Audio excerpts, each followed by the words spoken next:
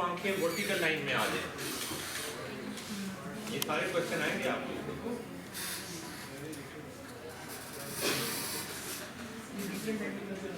हाँ डिफरेंट होते हैं सर। ये आते हैं इस तरह। कभी ईद का चांद ऐसे नजर आया, अगर आ गया ना नजर, दूसरे दिन ईद नहीं होनी। आते हैं ना कि बॉटम से सर नजर आ रही है, बॉटम से सर कर क्या, बॉटम से सर नीचे से स्टार्ट हो रहा है। मैं ऊपर की बात कर रहा हूँ। क्या एंगल के साथ चांद नजर आता है, या हमेशा इस तरह नजर आता है, या इस तरह भी नजर आ सकता है? क्यों, मनूस होता है दूसरा?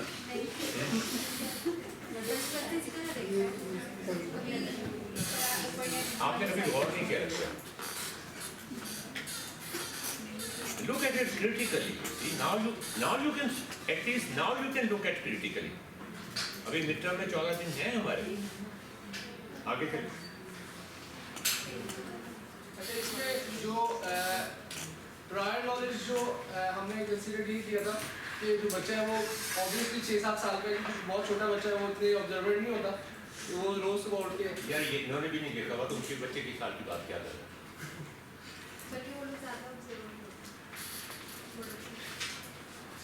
तो इसमें ये है कि आप फेसेस जो चेंज देखते जा रहे हैं, वो चीज़ आप लोगों ने वो क्यों हो रही है, वो कैसे हो रही है, ये बेसिकली इस प्रोजेक्ट में चलेगी। ठीक है, एक लर्निंग एप्लीकेशन होगी जिसमें बच्चे को डिफरेंट चीज़ें बताते जाएंगे कि किस तरह फेस चेंज कर रहा है, या फेस तो चेंज ऑब्वियसली उसको ऐसा फील होता है कि एक शक्ल चांद की ऐसी है, क्रेसेंट टाइप है, अगले दिन जो है वो दूसरा कुछ चांद आ जाता है, उसकी हाफ है, और एक चांद आ जाता है वो पूरा, वो इसको अलग अलग कंसीडर कर रहा होता है। लेकिन ये मतलब बड़े हैं हम लोग को, हमें पता है कि एक ही चांद है और उसकी की मतलब उस पर लाइट इतनी रिफ्लेक्ट पड़ रही है, तो उसके अकॉर्डिंग जो ज़्यादा डीप चली जाती है। तो हमने बेसिकली उसको पहले तो ये बताना है कि चांद एक है, ठीक है, और वो अपने फेसेस चेंज करता है जब उस पर लाइट अकॉर्डिंगली पड़ती है। फेसेस चेंज नहीं करता, ये तो हमने डिसाइड कर लिया कि वो पीछे से नजर नहीं आता हमें कभी। अब क्यों नहीं नजर आता वो हमें पता नहीं। आगे इधर आ जाए, आगे आ जाए, क्या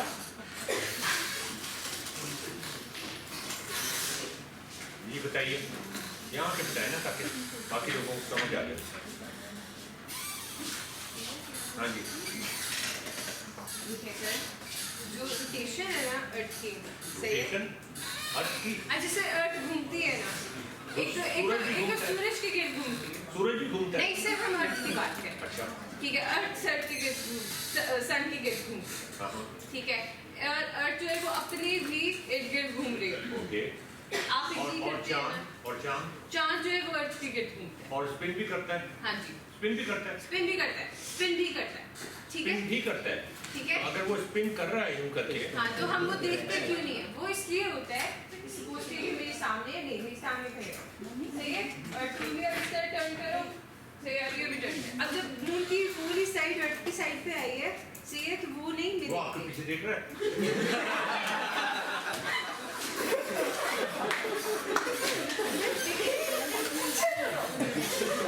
सही, तो जब अर्थ अपना रोटेशन आप क्या कह रहे हैं? She is suggesting कि चांद जमीन के गिर्द घूम रहा है और जमीन चांद के, are you saying that? नहीं कह रही हूँ जो अर्थ है, अर्थ के हिसाब से, if अर्थ यहाँ पे है, चांद उसके हिसाब से मूव स्पिन कर रहा है अपने एक्सिस पे कि नहीं? क्या? This is the earth. This is the earth. यहाँ पे चांद है, चांद क्या इसके हिसाब से स्पिन कर रहा है कि नहीं? देखिए, जिस तरह अर्थ जो है वो स्पिन कर रही है, वैसे चांद भी स्पिन कर रहा है। अर्थ भी ये ना लॉक हुए हैं दोनों। नहीं ना, देखिए अर्थ इस तरह नहीं सर, देखिए अर्थ इस तरह घूम रही है ना, सही है, इस तरह और अपने एक्सिस के। एक मिनट, दो सिनेरियोज आप देखें, आपके सामने, this is something very interesting. सूरज और जमीन सूरज के गिर्द घूम रही है और जमीन स्पिन भी कर रही है, ठीक है। स्पिन की वजह से दिन रात हो रहे हैं, और स्पिन की वजह से पाकिस्तान का कोई हिस्सा भी ऐसा नहीं है जहाँ पे, या दुनिया का कोई हिस्सा भी ऐसा नहीं है जहाँ से आपको सूरज नजर ना आता हो। वरना एक ही साइड पे अगर सूरज नजर आए तो दूसरी साइड तो खत्म हो जाएगी। ठीक है, आपको सूरज हर जगह से नजर आ जाता है ना, क्योंकि जमीन घूम जाती है और जमीन सूरज के गिर्द भी घूम रही है, लेकिन उसकी वजह से दिन रात नहीं होते, उसकी वजह से सर्दियां गर्मियां, और वो एक साल लगता है। दिन में जमीन 24 घंटे में मूव कर जाती है, तो अगर आज यहाँ रात है तो अमेरिका में इस वक्त दिन होगा, जब अमेरिका में रात हो जाएगी तो यहाँ दिन हो जाएगा। तो इसका मतलब ये है कि हम सूरज का फेस या हमारी शक्ल जो है, सूरज में अगर आप बैठ के देखें, सूरज में आप बैठे हुए हो तो आपको जमीन की सारी शक्लें नजर आ जाएंगी। कभी अमेरिका नजर आ रहा होगा, कभी ऑस्ट्रेलिया नजर आ रहा होगा, ठीक है ना। अच्छा, अब अर्थ और चांद का भी यही रिलेशनशिप है। अर्थ भी एक बड़ी बॉडी है, चांद एक छोटी बॉडी है, जमीन एक छोटी बॉडी है, सूरज उससे बहुत बड़ी बॉडी है। तो अर्थ जो है वो, चांद जो है वो अर्थ के गिर्द भी घूम रहा है, जैसे जमीन सूरज के गिर्द घूम रही है, ठीक है, और साथ ही चांद स्पिन भी कर रहा है। जो उसकी स्पिन है उसकी वजह से जमीन पे एक बंदे को जो जहाँ बैठा हुआ है, दुनिया में कहीं भी बैठा हुआ है, उसका हर फेस नजर आ जाना चाहिए। ठीक है सर, मैंने नहीं सर दिखे। अब मैं ठीक है सर, फिर इस टाइम तो हमें फार साइड ऑफ मून भी दिखती है आपके लॉजिक के मुताबिक, अगर हम इसको अज्यूम करते हैं। हाँ जी, आपकी लॉजिक नहीं, आपने कहा, मेरी लॉजिक नहीं है। आपने कहा चांद स्पिन कर रहा है, यस सर, अपने एक्सिस पे, यस सर, और जमीन के गिर्द भी घूम रहा है। यस। अगर आपकी लॉजिक मान ली जाए तो फिर तो चांद की दोनों साइडें नजर आनी चाहिए। अगर आपकी लॉजिक मान ली जाए कि दोनों साइडें नजर नहीं आती, तो फिर जमीन और सूरज का रिलेशनशिप भी वैसे ही सोच लें। उसमें भी एक साइड जो है जमीन की, उस पर सूरज की किरणें नहीं पड़नी चाहिए। So there is a contradiction somewhere.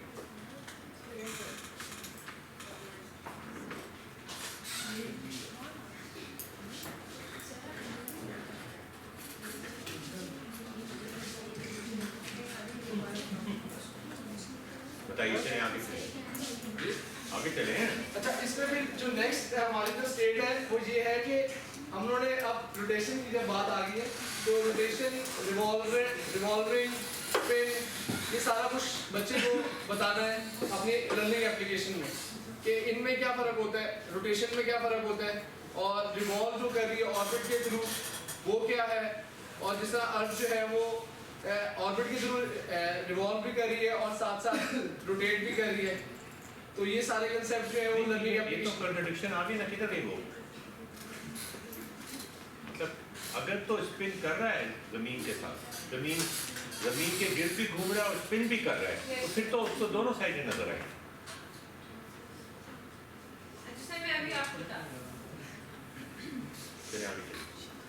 तो ये जो कंसेप्ट्स हैं ये बच्चे को हमने अपनी लर्निंग एप्लीकेशंस में बताने, रिवॉल्वमेंट के और रोटेशन के, ठीक है, और उससे जो एक बड़ा रिलेशन बताना है, इस सर भी बता रहे थे कि सन और अर्थ का बताएंगे। सबसे बड़ा रिलेशन ये है, और तो कि सन भी एक छोटी सी चीज़ है, उसके जो उसकी गैलेक्सी वो भी किसी और के इर्द गिर्द घूमता है, उसके तरफ भी जाना हमारे लिए सन ही सबसे बड़ी चीज़ है, ठीक है। तो हम वो बाहर की चीज़ों को इतना फॉलो नहीं करेंगे। तो सबसे पहले उसको सन और अर्थ का रिलेशन बताएंगे, ठीक है, और उसको सुबह और शाम का बताएंगे कि एक तरफ सुबह हो रही है और शाम हो रही है, ठीक है। उसके बाद फिर हम चांद की तरफ आ जाएंगे और चांद का बताएंगे कि ये फेजेस जो हैं वो चांद के, वो रात के टाइम पे निकलता है और दिन में किधर चला जाता है। और ये सवाल जो है आप लोगों के अंदर आ रहे होंगे, मतलब इसी तरह लर्निंग एप्लीकेशन है, तो ऑब्वियसली बच्चा भी आपकी एक स्लाइड है, नहीं सर, स्लाइड जो है वो आंसर है बेसिकली इन सारी चीज़ों के। Question, you see we need questions not answers. अगर आपने जवाब बताने हैं लोगों को, तो सवाल बताने की जरूरत नहीं है, बस आंसर याद करा दें और उनसे कहें किसी न किसी सवाल का तो ये जवाब होगा, ये सारे लिख देना जवाब। तो क्वेश्चन तो मैं बोल रहा हूँ ना, क्या? क्वेश्चन ये है कि सारे जो बच्चे के दिन में आएंगे, तो ये जो क्वेश्चन हैं ये बच्चे जवाब बताएंगे, तुम्हें जवाब दे दो। इस तरह की रहने दो। जवाब दिखाएं। चलो प्रोजेक्ट खत्म हो जाएगा ना। दिखाएं ना, कोई बात नहीं। जो भी जान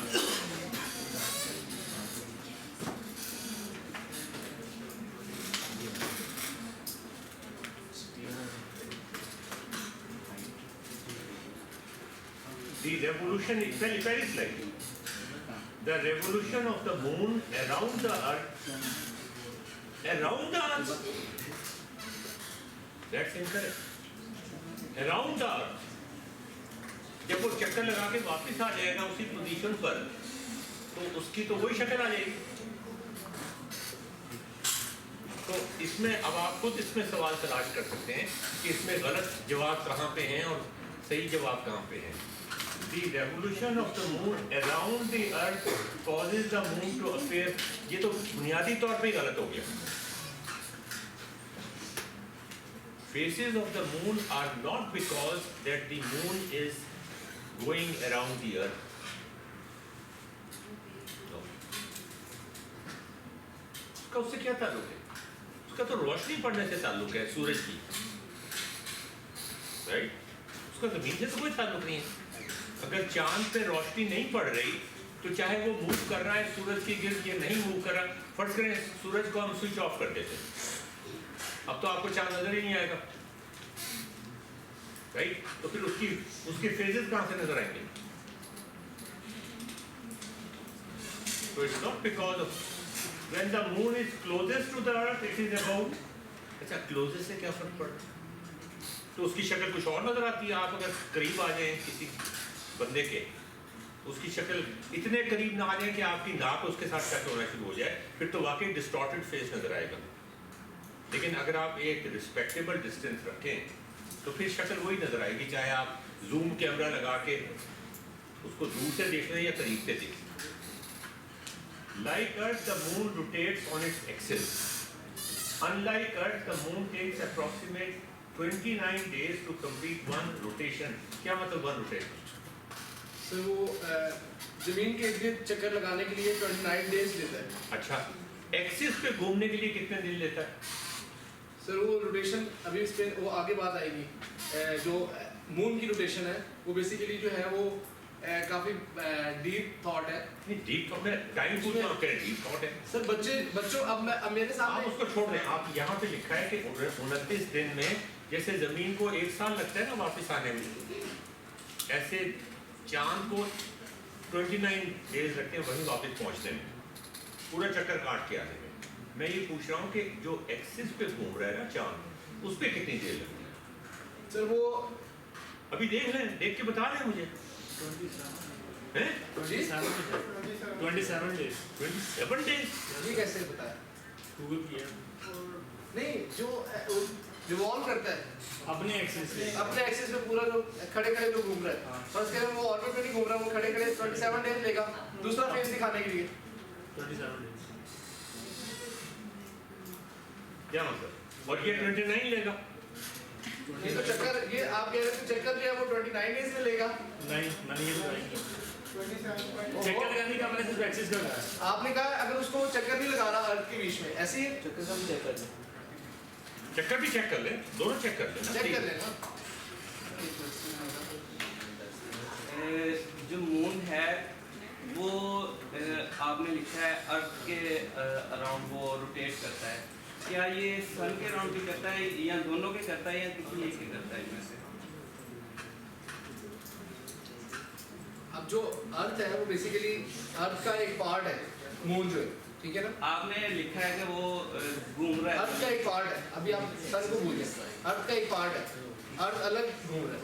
अभी सारी मिलके चीजें जो है ना, जिस तरह अर्थ जाती जाएगी उसी तरह वो रिवॉल्व करती जाएगी, ये जो अपने ऑर्बिट में उसी तरह ही घूमता रहेगा। समझ आ गई आपको? क्वेश्चन ये है कि आपने लिखा है कि वो अर्थ के अराउंड घूम रहा है, अगर क्या ये सूरज के अराउंड भी घूम रहा है या देखिए यहाँ पे ये चांद है, ठीक है, ये अर्थ है, ठीक है, वो यहाँ पे ऐसे से रिवॉल्व कर रहा है, ठीक है, ये होगी बात क्लियर। ये ये इसमें कितना टाइम लगता है? पहले तो ये पूरा 1 मिनट कर जाए। ये कंप्लीट कर लें जी यहाँ से यहाँ तक आने में कितना टाइम लगता है चेक कर लेना इंटरनेट पे 27 डेज हाँ और ये जो अपने एक्सिस पे घूमते हैं वो भी ये तो गड़बड़ हो गई सारी ये इसका मतलब है कि साल जो है उसका वो दिन के बराबर है इसका क्या मतलब है Here lies the secret. Here lies the secret why only one side of the moon appears.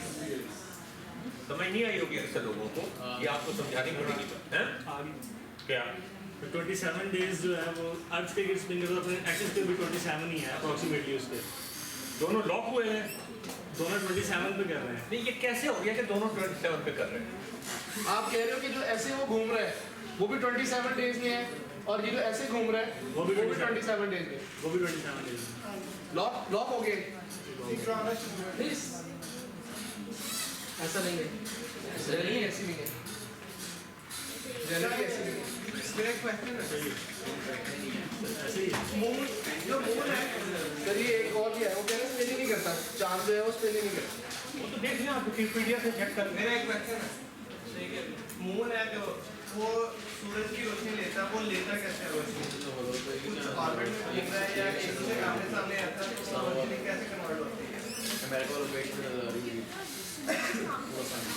ये सूरज है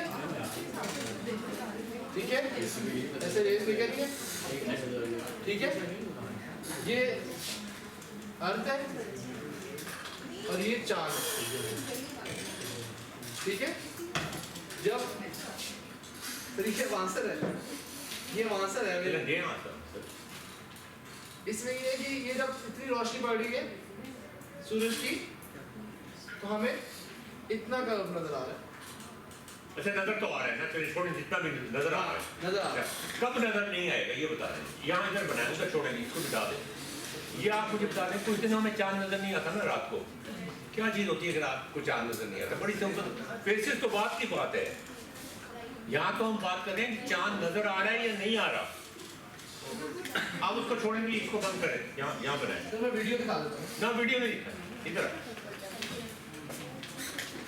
ये बिठाए आप मुझे एक सिनेरियो बता दें कि जिसमें चांद जमीन को नजर नहीं आ रहा होगा जब जमीन सूरज और अच्छा मैं जरा वो तो एक्लिप्स लग जाता है एक्लिप्स रोज नहीं होता दिखाएं जरा नहीं बनाए ना बनाए आप बनाते हुए क्यों डरते हैं यहाँ पे सूरज बनाए और चांद बनाए और जमीन बनाए ये बताएं कि चांद किस वक्त हमें नजर नहीं आएगा रोशनी तो उसको हमेशा पड़ रही है कोई ऐसा टाइम है जब उसके हाँ एक और सवाल क्या कोई ऐसा वक्त है जब चांद पे रोशनी नहीं पड़ रही हाँ जी वो तो एक्लिप्स होता है उसे छोड़ दें उसको छोड़ क्या कभी ऐसा टाइम होता है कि चांद पे रोशनी नहीं पड़ रही हमेशा रोशनी पड़ रही है तो फिर हमें हमेशा नजर आना चाहिए ना? बादल होते हैं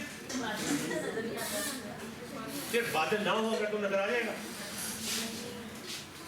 इसका मतलब फिर तो रमजान के रोजे ही नहीं होंगे अगर चांद आपको नजर आ रहा है मुस्तकिल तो रमजान के रोजे तो नहीं होंगे फिर ये अर्थ है ये तो नजर आ रहा है अच्छा अब ये जरा आपको काइंडली इधर देखिएगा ना इधर दे इधर ये सन है ये मून है जो जमीन की ये वाली साइड है ना अब आप देखें चांद जो है वो तो स्पिन कर रहा है ना वो 27 दिन में स्पिन करता है इसमें जमीन तो कई दफा स्पिन कर जाती है कई दफा स्पिन 27 दफा स्पिन कर जाती है तो इसका मतलब जमीन के चाहे वो कहीं भी कोई बंदा बैठा होगा वो स्पिन करके आ जाएगी इधर ही तो हर रात को चांद नजर आना चाहिए पहला मॉडल ही आपका फेल हो गया अच्छा अब मैं इस सिनेरियो में आपसे पूछना चाह रहा हूँ कि हमें इस सिनेरियो में ये सन की रोशनी पड़ रही है चांद पे और उसके बिल्कुल सामने है अर्थ इस सिनेरियो में हमें चांद नजर आएगा कि नहीं आएगा आप लोग काइंडली रेज योर हैंड्स जो कहते हैं कि नजर आएगा वो हाथ ये बीच वाले प्लीज कोई ना हो कि जो क्या आपने स्पेशल केस एक्लिप्स का बना दिया ना वो ना करें आप स्पेशल केस क्यों बना रहे हैं यहाँ पे? इसलिए स्पेशल केस ये नहीं सूरज ग्रहण लग रहा है यहाँ पे। आपको ये नहीं पता कि ये सूरज ग्रहण लग रहा है इस वक्त? आप ऊपर बनाए चांद को, ऊपर यहाँ बनाए चांद। अब इसमें चांद को सूरज की रोशनी पड़ी जमीन को पे नजर आना चाहिए। क्या यार जमीन पे कहीं भी आपको नजर आना चाहिए? ये प्रोजेक्ट आसान नहीं है आपका, ठंड पड़ जाएगी।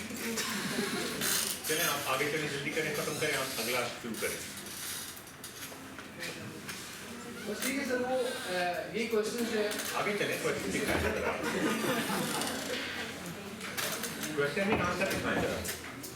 ये नीचे करते हैं, इसको नीचे कर दें।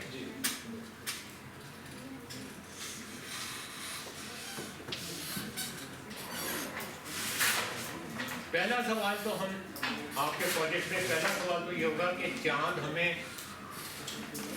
कब नजर आता है और कब नजर नहीं आता। क्या ये पॉसिबिलिटी है कि वो हमें नजर ना आए? 14 दिन तक नजर नहीं आता ना, ये पॉसिबिलिटी हो कैसे सकती है कि नजर नहीं आती?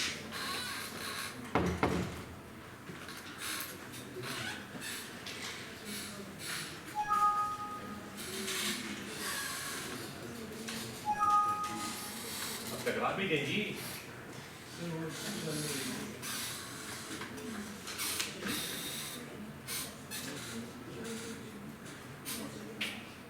न्यू मून कैसे नजर आता है?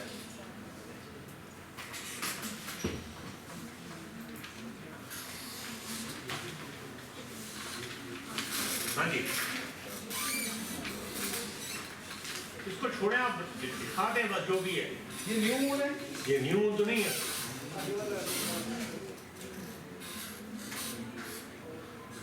कहाँ है डार्क साइड फेसिंग अस? ये क्या हुआ? इसमें हमें कुछ नजर नहीं आएगा। ये कैसे नजर नहीं आएगा? चांद की तरह, आसमान जमीन की तरह, सूरज की तरह दिखाया ना जरा। वो इतना डीप तो मैंने नहीं बनाई तो उसमें और क्या बनाएंगे? सर। मैंने तो वही मैं जनरलाइज जो क्वेश्चन जो हमारे है ना, आप मुझे दिखाएं ना बना के कि जमीन यहाँ पे, सूरज यहाँ पे और चांद यहाँ पे, इससे हमें कुछ नजर नहीं आ रहा। जितनी मेरी इसी सिनेरियो में देख सकते हैं, जितनी मेरी नॉलेज है, इस सिनेरियो में हमें चांद नजर नहीं आएगा। ये नजर आ रहा है? इसमें यहाँ पे रोशनी बड़ी होगी, ये वाली साइड जो होगी वो डार्कर होगी, ठीक है? और यार ये चांद यहाँ पे नजर नहीं आएगा। नहीं आएगा। ये तो वैसे आप एक्लिप्स की बात कर रहे हैं ना, उसको छोड़ यहाँ पे तो लाएं ना, आप चांद को करें। तो ऊपर तो जितने पार्ट में पड़ रही है उतना नजर आएगा। नजर आएगा ना? यहाँ पे क्रेसेंट नजर आएगा, फिर यहाँ पे थोड़ा और ज्यादा नजर आएगा, इधर कितनी पड़ेगी, फिर यहाँ पे पूरा नजर आएगा, सारी पड़ रही होगी। ये तो हर वक्त नजर आता रहेगा, 14 दिन नजर आता रहेगा हमें, जमीन घूम जाती है। तो इस सिनेरियो में नजर नहीं आएगा क्योंकि इसके पीछे वाली साइड यार ये तो एक्लिप्स हो रहा है ना, एक्लिप्स नहीं होता रोज। पूरे चांद की रोशनी कब पड़ेगी? यहाँ पे, जब यहाँ पे होगा तो पूरा चांद नजर आ रहा होगा। आपके कहने मतलब यहाँ पे पूरे चांद की रोशनी होगी। हाँ, तो जब इसी ये तरह लेकिन यहाँ पे जमीन को तो वो चांद, सामने से ऐसे 3D है। जमीन को चांद नजर कब नहीं आएगा ये बता दें।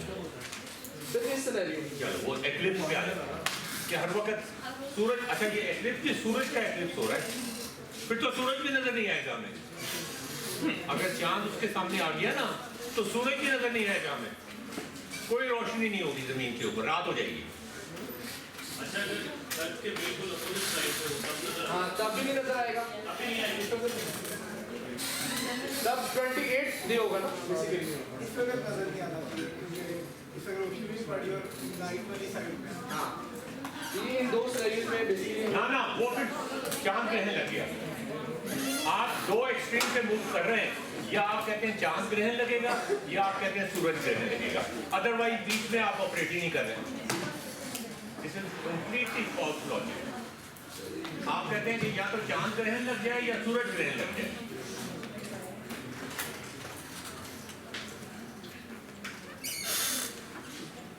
अगर चांद नहीं नजर आ रहा तो कहते हैं क्या चांद ग्रहण लगा हुआ है, और अगर इधर आया हुआ है तो फिर सूरज ग्रहण लगा हुआ है।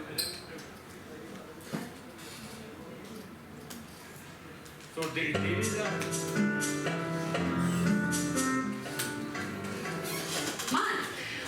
Well, to do this activity, you only need 4, so let me show you how this works. ये बेसिकली We know that ये जो मैम है बेसिकली इन्होंने अपने आप को सेट किया कि मैं अर्थ हूँ, इनके हाथ में चांद है। रोटेशन को उसमें आपने भूल जाना है, रोटेशन के कंसेप्ट इसमें खराब है, ठीक है। आपने बेसिकली जो चेहरे हैं चांद के, वो आप लोग इसमें पता लगेगा कि उसकी शक्ल क्यों चेंज हो रही है। मतलब शक्ल तो सेम रहेगी, मतलब जो लाइट की रोशनी है वो कैसे पड़ रही है, ठीक है। अभी उनके ये अर्थ है, ये सूरज है और ये चांद है। the moon orbits the Earth. So in this model, I'm going to get the moon, the foam ball, to Earth my head.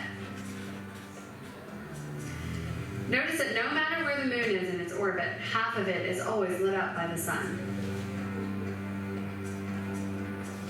But when the moon is inside of the moon from Earth, ना एक minute, मैं आपको कह रहा हूँ कि rotation में इसके कंसेप्ट खराब है इस वीडियो में। रोटेशन में तो उसके कॉन्सेप्ट ठीक है। नहीं एग्जैक्टली मून की रोटेशन जो है वो बेसिकली ऐसे नहीं होगी, वो एक ही जगह पे खड़ा रहेगा। इसमें देख रही है वो जब वो बॉल से घुमा रही है तो वो मून भी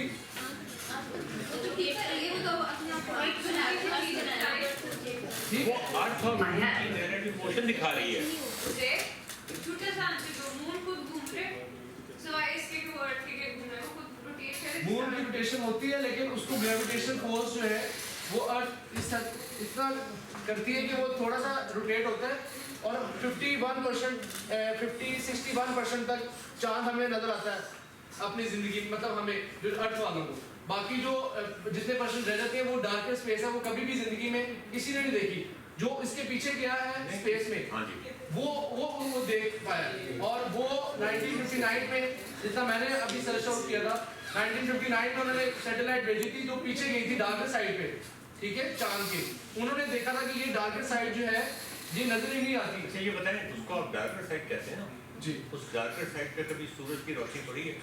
सूरज की रोशनी पड़ी तो डार्कर साइड कहते हैं। ग्रेविटी कैसे वो हमारे लिए डार्कर साइड है, दुनिया मतलब ग्लोबली वो नहीं है डार्कर साइड, उसको वैसे ही कहते हैं कि डार्कर साइड है, वो उसमें सूरज की रोशनी पड़ती है। सूरज की रोशनी पड़ती नहीं उसको, जब भी तो वो डार्कर नहीं सर, वो उसमें लिखा हुआ है कि ये उसको कहते हैं डार्कर साइड है, लेकिन सूरज की रोशनी पड़ती है, हमारे लिए वो डार्कर साइड है बेसिकली। क्यों? क्योंकि वो हमें नजर नहीं आता, वो सब कभी भी चांद का हमें नजर ही नहीं आया, ना नजर आ सकते हैं। सर अगर उसके ऊपर सूरज की रोशनी पड़ रही है नहीं आप तो एक मिनट आप इनको प्रोजेक्ट में अपने साथ कर ले ना। नहीं क्यों मेरे पास अपना नहीं एक मेरे पास अपना एक प्रोजेक्ट है। नहीं मेरे पास अपना क्या है? तो आप नहीं सर एक सेकंड सर आपने कहा अगर उसके ऊपर सूरज की रोशनी नहीं पड़ती है ना, तो फिर उसका मतलब ये है कि उसकी बैक साइड जो है वो मून की अर्थ की तरफ होनी चाहिए ना, दो ही साइड होंगी मून की, दो साइड है ना आपने कहा डार्क साइड जो उसके ऊपर कभी सूरज की रोशनी नहीं था, ठीक है, तो ऑब्वियसली वो फिर अर्थ की तरफ होगी। देखिए ना दो साइड से, या तो फ्रंट या बैक, ठीक है, बैक कभी सन की साइड पे नहीं जाएगी, ठीक है, तो उसकी फिर बैक फिर अर्थ की साइड पे। हाँ जी बिल्कुल। तो फिर अर्थ बैक साइड देख सकती है मून की, ये रोशनी नहीं पड़ेगी तो देखेगी कैसे? तो फिर लेकिन वो देख तो सकती है, मतलब उसका बैक तो हाँ टॉर्च डाल के देख सकते हैं, टॉर्च डाल के देख लीजिएगा। लेकिन बैक आज तो देखे ना चांद की साइड, अर्थ की साइड पे, वो लोग बात है उस पे लाइट नहीं पड़ी तो हम कर सकते हैं। हाँ बिल्कुल ठीक। हाँ तो फिर अर्थ वो फिर मून को रोटेट कर रहा है, तो फिर क्या? आप इनके प्रोजेक्ट में शामिल हो जाएं। नहीं सर नहीं अपना है।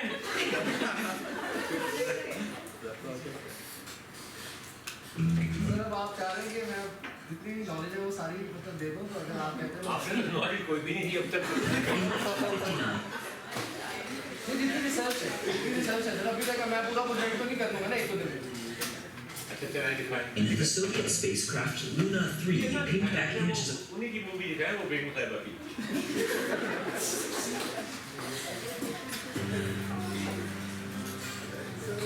from this angle, you can see what I am seeing from Earth. We call this new moon. When it's new moon, we look up at the sky, we can't see the moon. It's there, but the side that's reflecting sunlight is away from us. Now, as I slowly make the moon orbit to my left, I can begin to see a tiny sliver of that lighted side. We call that a crescent moon. As the moon keeps orbiting, we can see more and more of that lighted side. We see half of the lighted half, which is a quarter moon. In this case, a first quarter moon. As we keep orbiting, we see almost the whole lighted side. We call that a gibbous moon. Then, when we can see the entire lighted half of the moon, that's a full moon. As the moon continues in its orbit, we begin to see less and less of that lighted side. We're back to a gibbous moon, but this time the light is on the opposite side. अब opposite side पे light बढ़ी है, ठीक है? Then another quarter moon, last quarter moon to be exact. ये 21 की हुई Another crescent. And finally back to new moon. खत्म हो गया। And the cycle begins again. Next.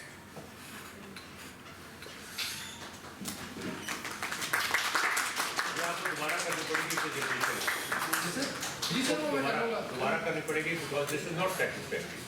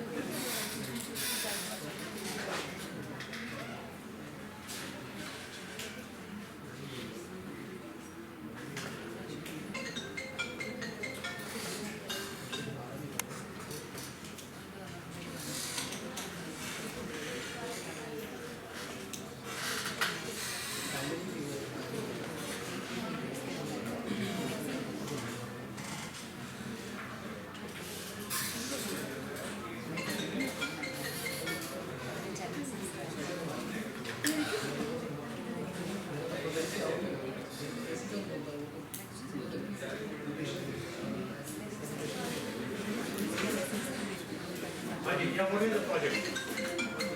तो बेसिकली बच्चों को ये बताना कि जब हम फायर करते हैं एयर में, फायर करते हैं जब एयर के अंदर, उनको ये बताना कि बुलेट वापस कहाँ जाती है, वापस आती है मीन पे यहाँ एयर में चली जाती है। इस तरह क्वेश्चन पूछना हमें बताना कि एयर बेसिकली अनलोड फायर की है एयर के अंदर, वो बेसिकली प्रॉपर्ली कहाँ मुझे आपकी प्रॉब्लम समझ नहीं है क्या? सर फॉर एग्जाम्पल हमने एक बुलेट फायर करनी है एयर के अंदर, और क्या होता है बेसिकली हमने ये बताना है बुलेट फायर करनी है ये पत्थर फेंकना है ऊपर, सॉरी पत्थर ऊपर फेंकना है। सर उसकी तो डिफरेंट हो जाएगा ना, बुलेट और पत्थर की वेलोसिटी पे डिफरेंट आ जाएगा, डिफरेंस आ जाएगा सर। जब ट्रिगर करेंगे ना बुलेट गन में से उसकी वेलोसिटी और होगी, बुलेट की वेलोसिटी भी और हो सकती है। ये सर भी कहा ना बुलेट की वेलोसिटी और होगी, पत्थर की वेलोसिटी और होगी। यार पिस्टल से फायर करेंगे कुछ और वेलोसिटी होगी, पिस्टल की बात क्लैशनकॉफ से करेंगे कुछ और वेलोसिटी होगी, वो जो हैवी शॉटगन होती है उससे मुख्तलिफ होगी वेलोसिटी। आप किस कौन से पिस्टल की बात कर रहे हैं? पिस्टल की बात वाई पिस्टल सर बेसिकली मैंने प्रोजेक्ट यूज किया पिस्टल की यूज किया, किसी से भी कर सकते हैं पिस्टल वजह होगी ना वजह सर यही बेसिकली डिफरेंट सब की डिफरेंट वेलोसिटी मैंने पिस्टल यूज किया। अच्छा उससे लर्निंग का क्या इशू बताएं?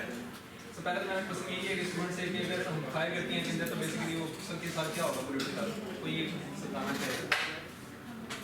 पूछा आपने उससे डिस्कस नहीं किया था? किया था सर, उससे मैं स्टूडेंट से किया था जी, प्रोजेक्ट फेलो किया था मेरे साथ। अब वो प्रोजेक्ट फेलो होना चाहिए था, मुझे तो याद नहीं है किसके साथ ये वाला ये प्रॉब्लम मेरे से किसी ने डिस्कस नहीं किया। What is the problem that we are discuss? चांद में तो ये था कि मुख्तलिफ उसकी चांद कभी नज़र नहीं आता तो नज़र आता है, तो क्यों ऐसा होता है, उसके मुख्तलिफ फेसेस हैं तो वो फेसेस क्यों नज़र, इसमें क्या सवाल क्या पूछेंगे आप? सर इसके अंदर डिफरेंट क्वेश्चन निकल सकते हैं ना, बताएं सवाल क्या है? सर फॉर एग्जांपल अगर मैं 90 एंगल में फायर करता हूँ बुलेट, तो क्या वो 90 एंगल वापस आता है या किसी और एंगल पे चले जाता है? अगर 90 एंगल पे आता है तो उससे हार्म होता है किसी इंसान को, अगर नहीं होता तो किस एंगल पे होता है? ये वाला क्वेश्चन निकल सकते हैं। You are talking about the kinematics? Sir नहीं फिर क्या? सर बेसिकली ये है ना कि आपकी ट्रैजेक्टरी या प्रोजेक्टर मोशन आप कह सकते हैं। उसे काइनेमेटिक्स कहते हैं ना, सर वही मोशन में। मोशन में से वही कह रहे हैं। उससे काइनेमेटिक्स आप यहाँ स्टडी करवा रहे हैं। Yes sir. काइनेमेटिक्स का कौन सा पोर्शन? एक्सीलरेशन, डिस्प्लेसमेंट, वेलोसिटी, क्या करवा सर रहे हैं? वेलोसिटी करवा रहे हैं। वेलोसिटी वेलोसिटी तो आपको नहीं पता कि पिस्टल की वेलोसिटी कितनी होती है? सर मैं सर ये बताना चाह रहा हूँ कि जो हमारा जो एंगल है, फॉर एग्जाम्पल हमने जो 90 के एंगल पे या 45 के एंगल पे की है, वो वेलोसिटी फॉर एग्जाम्पल कोई भी होती है, हमने लेफ्ट पोज करनी है, ठीक है, हम किस एंगल पे अगर हम फायर करें तो वो ज़्यादा हार्म कर सकती है या किस बेसिस पर वो बच्चे देखेंगे आप पिस्टल फायर करवाएंगे सर वो उनसे? उसको हम बना के दिखाएंगे आपको, जो भी बना सकते हैं। अभी तेरा मैं सिर्फ वो ओवरव्यू दे रहा हूँ कि हमने क्या करना इसमें एप्लीकेशन में क्या बनाएंगे बताएं ना है। जरा। सर अभी सर ओवरव्यू दे रहा हूँ ना कि हमारा कॉन्सेप्ट क्या बेसिकली। आप क्या, मुझे नहीं समझ आ रहा कि क्या चीज़ आप उसको बताएंगे और क्या चीज़ उससे पूछेंगे। What is the learning side of this sir project? For example learning application में हम उसको 3D मॉडल में हम उसको फायर करके दिखा देते हैं। 3D में आप 2D में करते बड़ी बात नहीं है। करके दिखा देते हैं उसको, फॉर एग्जाम्पल हम एक फायर करके दिखा देते हैं, हमसे ये पूछेंगे कि ये वाकई है, फॉर एग्जाम्पल 90 के एंगल में हमने फायर किया है। अच्छा ये मुझे बताएं कि अगर पत्थर फेंके और बुलेट फेंके उसमें फ़र्क है सिवाय स्पीड के? नो सर नहीं। तो फिर क्यों नहीं पत्थर फेंकते? आप बुलेट को क्यों फेंकना चाह रहे हैं? आप मिसाइल क्यों नहीं फेंक देते फिर? आप गोला क्यों नहीं फेंक देते फिर? मतलब is there a specific reason of doing it? Then why?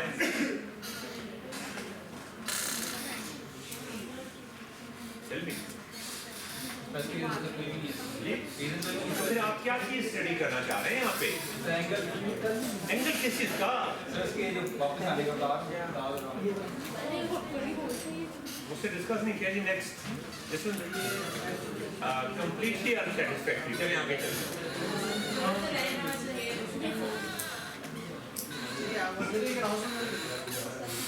मैं इस प्रोजेक्ट में कह रहा हूँ तो आप जिस तरह सिचुएशन है तो कोई मेरे साथ आना चाहिए। आप आ जाएं।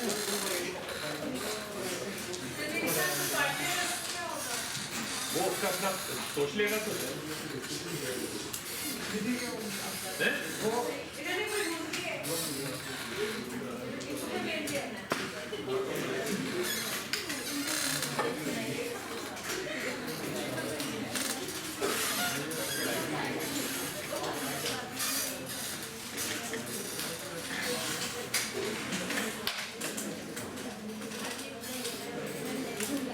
जी नेक्स्ट।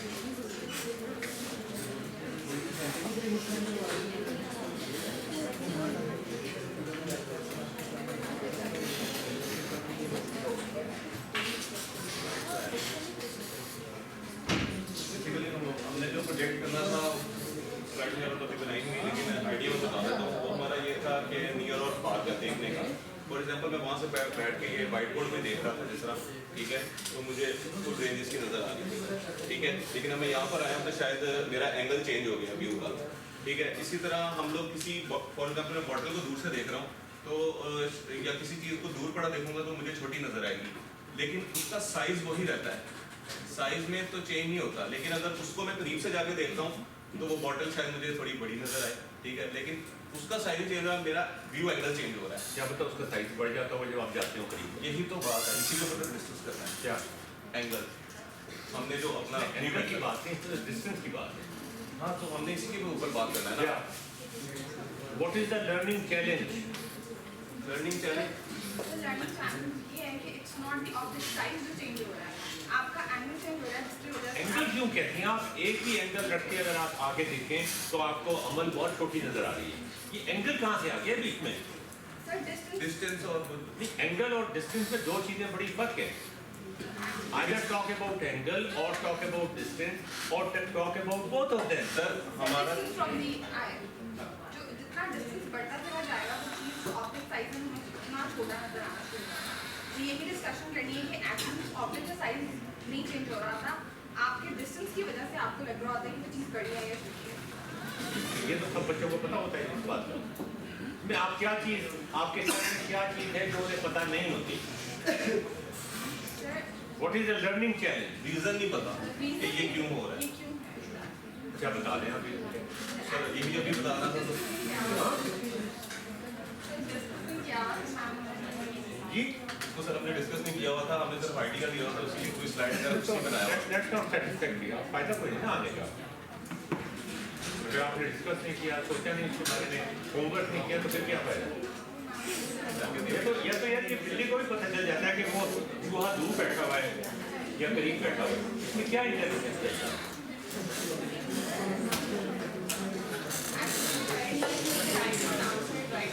तो अगर आप होमवर्क नहीं किया फिर प्रेजेंटेशन ना करें ना, आगे चलें। नेक्स्ट हाँ जी नेक्स्ट।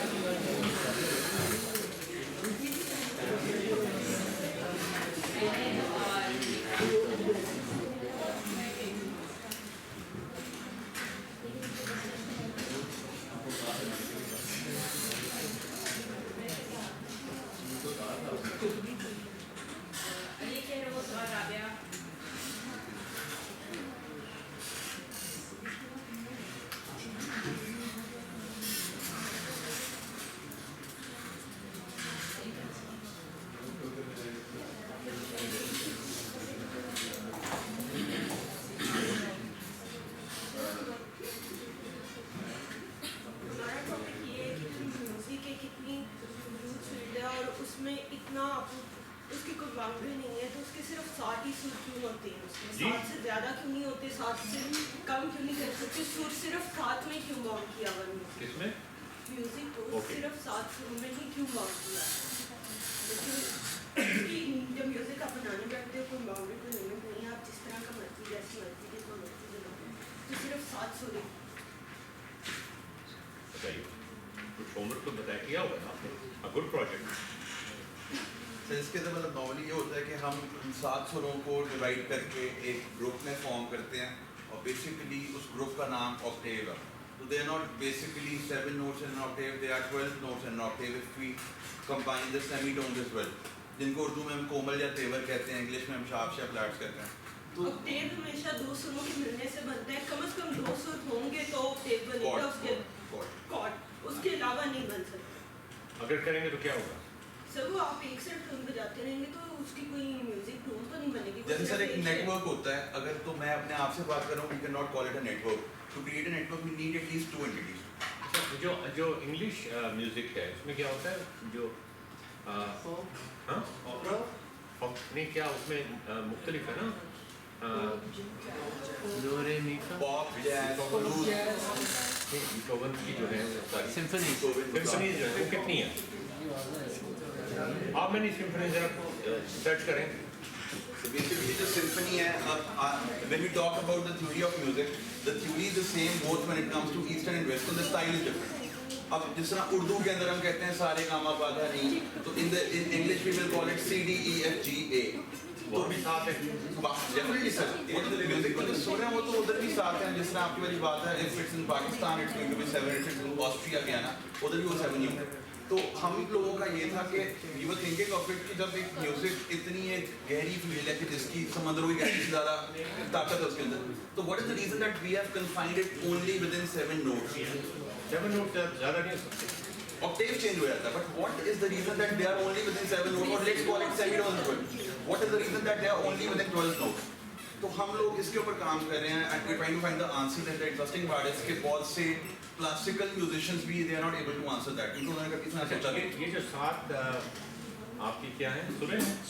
नोट्स, ये 7 सुरें शुरू में डिस्कवर हो गई थी या पहले 1-2 की है? क्या हुआ था?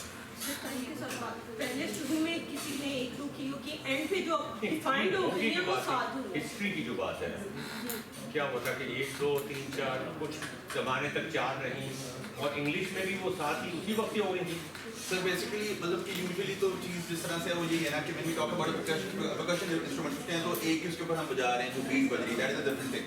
बट लेकिन जब हम बात करते हैं कि कुछ ऐसे इंस्ट्रूमेंट की जैसे हम मेलोडी प्रोड्यूस करेंगे तो वो तो अल्टीमेटली अगर तो तब ना भी होती हो तो अभी हम लोग भी बैठ के अगर करेंगे we will be able to come to a conclusion जहाँ से हम उन 7 को इनफैक्ट देयर आर 12 नोट्स, उन 12 नोट्स को हम करके एक्सक्लूड करके निकाल देंगे। अब अगर आप पियानो को देखें, पियानो के ऊपर वाइट कीज जो है they represent the whole note, वो 7 सुरों को वाइट कीज रिप्रेजेंट करते हैं, लेकिन जो ब्लैक कीज हैं वो सेमीटोन्स को रिप्रेजेंट करते हैं जिसमें बी और ई के शार्प्स नहीं है। Apart from that all of them are having sharps and flats, for example A sharp, C sharp, D sharp, it goes like that. और जिस तरह राग है हमारे क्लासिकल के अंदर, उसी तरह जिस तरह हम सिम्फनीज बात कर रहे हैं उन्होंने मोजार्ट और बीथोवन ने, सो the whole idea is the same, basic is the same. चलिए मुझसे डिस्कस कर लीजिएगा, आगे चलेंगे next. Thank you so much.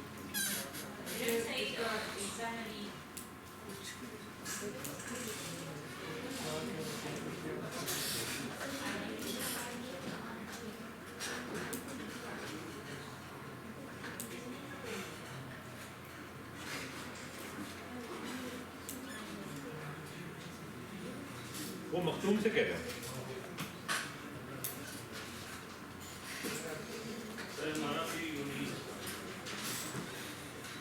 जो हुआ अपना करते हैं, जो भी है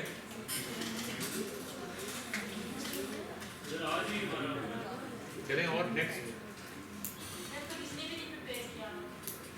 ये इसके 5% मार्क्स हैं टोटल, आज की जो प्रेजेंटेशन है उसके 5% मार्क्स हैं, जो नहीं करेंगे उनके वो 5% मार्क्स कट गए टोटल। चले एक दिन आपको और दे दिया जाएगा, उसमें ये इन छुट्टियों में 3 छुट्टियां जो आ रही हैं इसमें आपको टाइम स्लॉट दे दिए जाएंगे, उसमें आपने मुझसे डिस्कस करना है। नेक्स्ट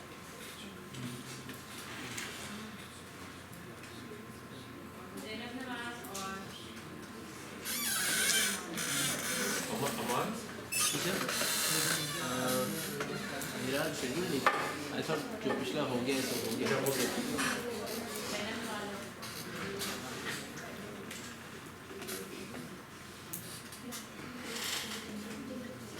आइडिया बेसिकली ये है कि लोगों को देखा जाता है कि जो बर्ड्स हैं जिनके विंग्स हैं वो फ्लाई कर सकते हैं, तो कुछ इस तरह के बर्ड्स भी हैं जिनके विंग्स हैं वो फ्लाई नहीं करते हैं। तो जिस तरह हमने जो एग्जांपल फॉर एग्जांपल दी थी, क्योंकि लास्ट वीकेंड में अपनी कज़न के साथ गया हुआ था जू, तो उसने ऑस्ट्रिच को देखा तो उसने मुझसे सवाल किया कि भाई इसके विंग्स हैं ये उड़ क्यों नहीं सकता। तो हमारा बेसिकली जो ये है कि मैंने भी उसको जो आंसर दिया वो आंसर यही किया, क्योंकि मैंने भी बचपन से ये सीखा है कि बच्चे इसका वेट बहुत ज़्यादा आता तो ये इसलिए फ्लाई नहीं कर सकता। तो ये हमारा जो बेसिकली वो टॉपिक है कि इसके ऊपर के जो अगर चीज़ें हम जिस तरह देखते हैं कि बर्ड्स हैं उनके जो है